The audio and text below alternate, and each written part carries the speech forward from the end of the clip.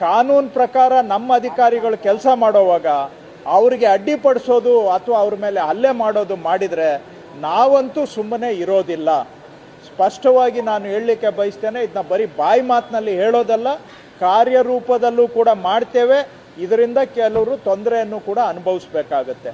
ಈ ಕೇಸ್ನಲ್ಲಿ ನಾವು ಈಗಾಗಲೇ 10 ಜನವನ್ನು ಪೊಲೀಸರು ಹಿಡ್ಕೊಂಡು ಬಂದಿದ್ದಾರೆ. ನಾನು ಪ್ರತಿಕ್ಷಣ DCP ಅವ್ರ ಜೊತೆ ನಿರಂತರವಾಗಿ ಮಾತಾಡ್ತಾ ಇದ್ದೇನೆ.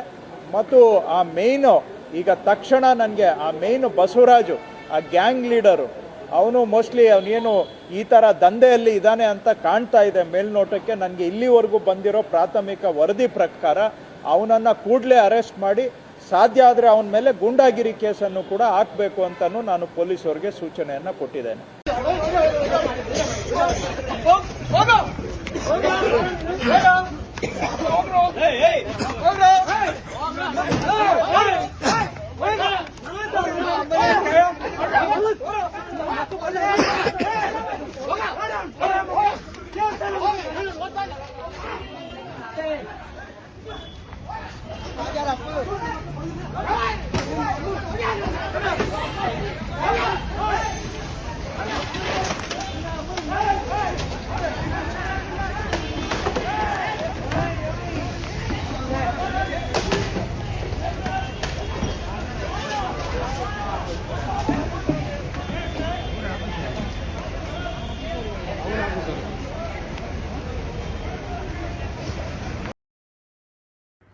ರಾಜದಾರಿ ಟಿವಿ, ಅಡೆತಡೆ ಇಲ್ಲದ ಪ್ರಜಾದಾರಿ.